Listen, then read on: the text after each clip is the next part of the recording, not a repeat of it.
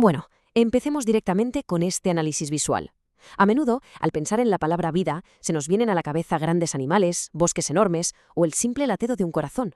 Pero claro, para entender de verdad cómo funciona todo esto, tenemos que hacer zoom, muchísimo zoom. Hoy vamos a descubrir cómo unas cuantas reglas químicas microscópicas, literalmente invisibles, son en realidad los cimientos absolutos de toda la vida macroscópica que conocemos. Vamos a adentrarnos en el asombroso manual de instrucciones de la naturaleza. Nuestra hoja de ruta de hoy nos lleva de lo más micro a lo macro. Veremos los enlaces químicos, los bioelementos esenciales, el agua y sus increíbles propiedades, y terminaremos con la ósmosis y los entornos celulares. Empezamos con el primer punto, los enlaces químicos, nuestros bloques de construcción. A ver, si imaginamos los elementos químicos como piezas sueltas de un puzzle, por sí solos están muy bien, pero la magia de verdad ocurre cuando encajan. ¿Y qué es exactamente un enlace químico? Pues simplemente es el mecanismo por el que los átomos deciden combinarse. Y el motor, la fuerza bruta detrás de todo esto, es la famosa electronegatividad. Básicamente es la capacidad de atracción que tiene un átomo sobre los electrones.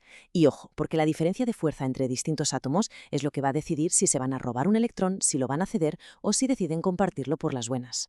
Pasemos al enlace iónico. Aquí la diferencia de fuerza, de electronegatividad, es tan bestia que de equidad nada de nada. Un átomo le arranca literalmente el electrón al otro.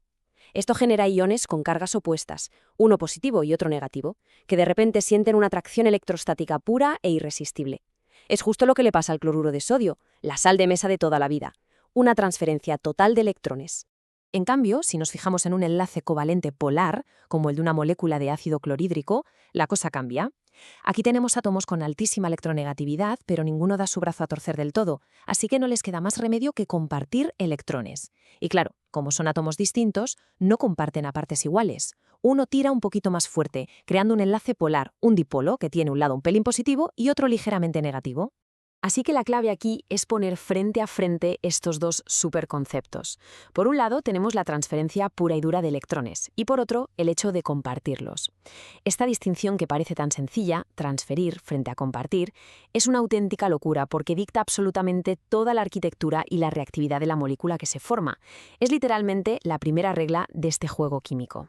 Y antes de cambiar de tema, hay que decir que no todas las uniones son superfuertes. Las moléculas también se comunican con enlaces más débiles, pero importantísimos. Hablamos de los puentes de hidrógeno, entre un átomo electronegativo y el hidrógeno, o las famosas fuerzas de Van der Waals, que son atracciones momentáneas. Son débiles, sí, pero cuando juntas miles de ellas, se convierten en el pegamento perfecto para sostener estructuras gigantes, como la mismísima doble hélice del ADN.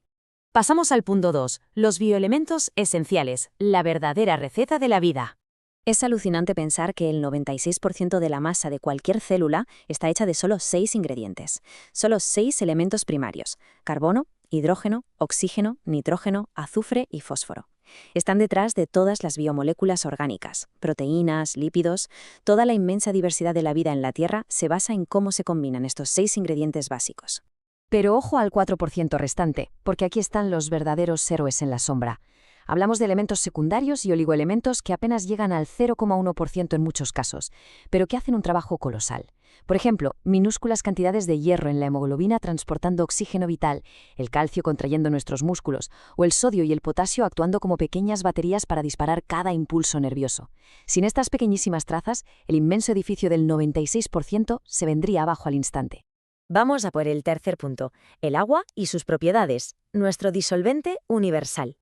Vale la pena pararse a pensar un segundo en esto. ¿Por qué precisamente el agua? Esta mezcla tan ridículamente sencilla de hidrógeno y oxígeno es tan críticamente innegociable para la vida. De hecho, siempre es lo primerísimo que buscamos en otros planetas. Pues el gran secreto está en su geometría. No es una molécula recta, ni de broma, forma un ángulo súper específico de exactamente 104,5 grados. Y esto, sumado a esa electronegatividad del oxígeno de la que hablábamos antes, nos da una molécula muy polar. Esa forma tan perfecta permite que el agua monte redes súper complejas mediante puentes de hidrógeno, creando una estructura única que lo cambia absolutamente todo. Y esos detallitos microscópicos se traducen en supervivencia pura y dura. Gracias a esa polaridad, el agua tiene un enorme poder disolvente. Su altísimo calor de vaporización funciona como nuestro aire acondicionador biológico cuando sudamos, y su tremendo calor específico la convierte en el mejor amortiguador térmico de la Tierra.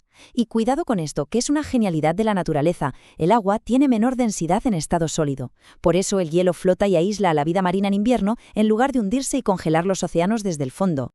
Y no podemos olvidar a las compañeras de piso del agua, las sales minerales.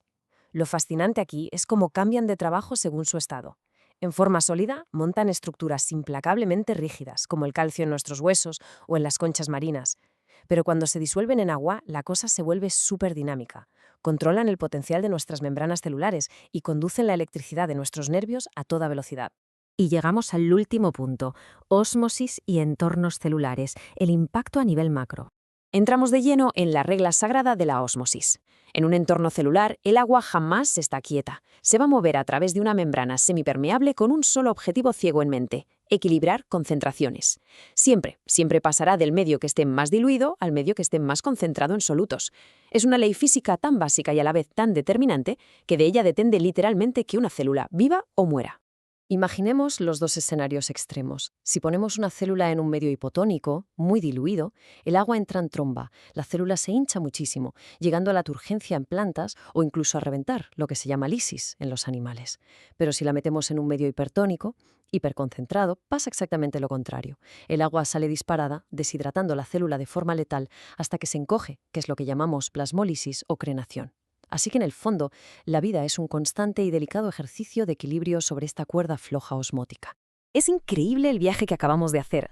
Hemos pasado del simple robo de un electrón entre dos átomos microscópicos a entender cómo el agua puede hinchar o secar por completo las células de un organismo inmenso.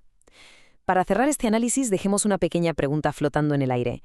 Sabiendo que dependemos literalmente de un ángulo exacto de 104,5 grados en el agua o de pizcas casi invisibles de sodio y potasio, ¿qué pasaría si un solo eslabón de esta fragilísima cadena química fallara?